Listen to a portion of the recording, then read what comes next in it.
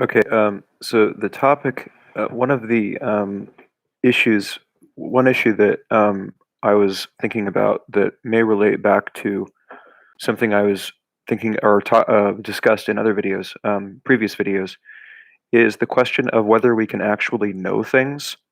So, epistemology as a branch of philosophy deals with the issue of whether we can actually attain knowledge and whether we can actually come to know facts about reality and whether we can come to know objective truth, or if everything we perceive is just subjective to the human perspective, which is a perfectly compelling way of it at least gets us in the right direction of asking whether our assertions and arguments and conclusions are actually valid or if they're just constructs of the human mind. And it's a really general topic, at least on that level, but it's somewhat introductory to philosophy. Well, it's not introductory philosophy, but it ends up being some of the more rudimentary big picture concepts that you might cover at first in sort of the weeder philosophy classes.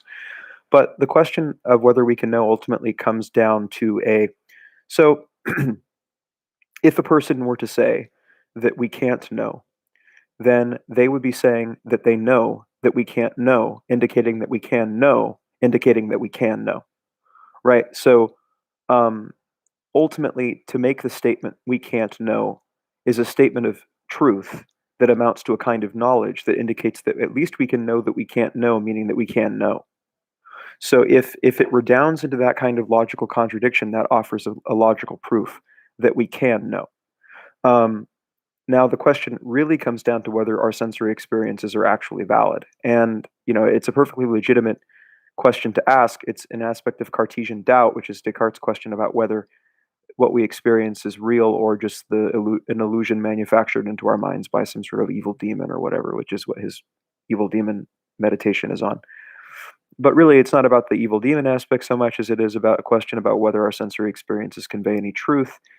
I think that from sensory experiences, we can derive the logical relationships between things and an understanding of logic that ultimately seems to work as we interact with the world. I mean, I drop a ball in midair, it falls to the ground, and that makes a greater logical statement about a force of gravity that can't be perceived but is still there.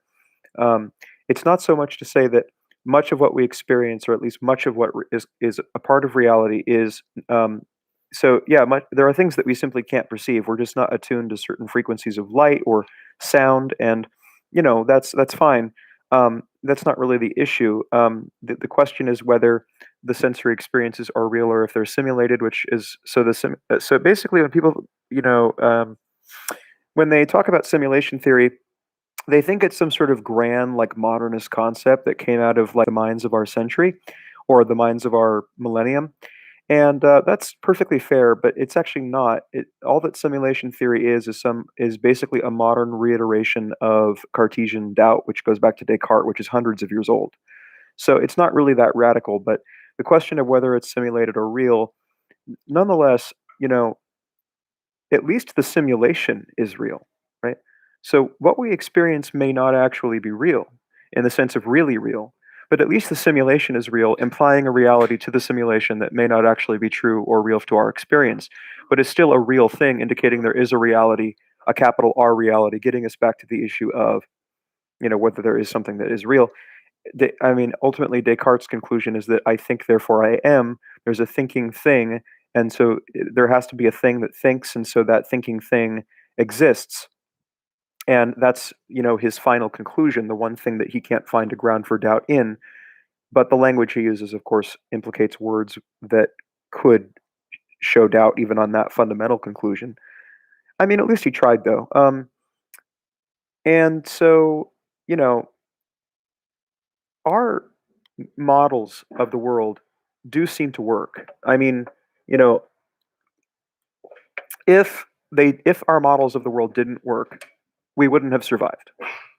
Um, so they have to work at least to the extent that we're so right. Yeah. So if our models of reality, if the way that we represent reality simply were inaccurate in some way or were false, we wouldn't have survived. Or maybe that assumption is questionable. Like maybe the perception is or the representation of reality is invalid, but it's invalid in the right way, and that allows us to survive even if it is invalid? I don't know. But regardless, I think it's a pretty concrete and readily digestible conclusion that, if the representation were invalid, we wouldn't have survived. So there's probably some validity in the representation to an extent. Now, the thing I thought about a while back is, I mean, ants, so compare our three-dimensional perception in our existence to the almost two-dimensional perception of an ant, and this is a more or less very, very common point made in any kind of philosophical debate on Cartesian doubt and human perception. Everything that we perceive is real at the level of scale that we perceive it at. And so, in that sense, and the same object to an ant from the two-dimensional perspective wouldn't even be comprehensible as the thing that we comprehend is a bottle or any other concrete object that you can manifest. So, um,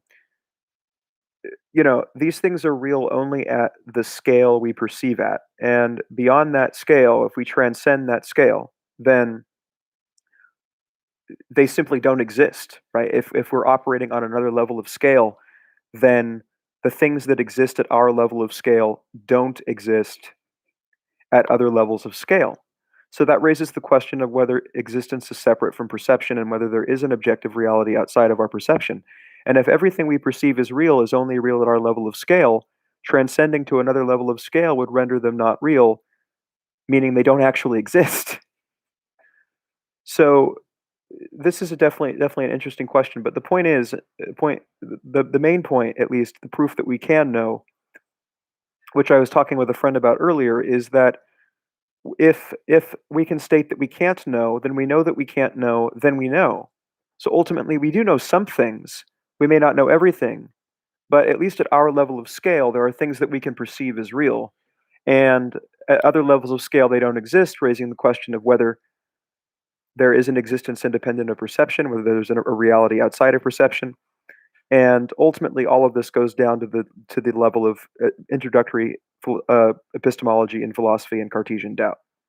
So, thank you for watching.